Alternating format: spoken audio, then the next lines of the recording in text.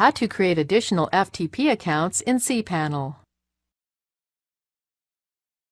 This demo assumes you've already logged into cPanel and are starting on the home screen.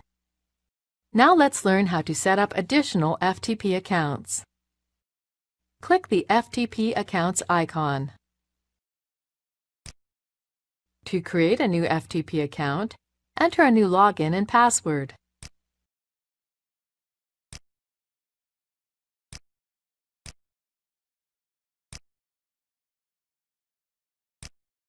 Then click Create FTP Account. That's it! The new FTP account has been created. You can then change the FTP account's password, quota, or delete the account. This is the end of the tutorial. You now know how to create additional FTP accounts in cPanel.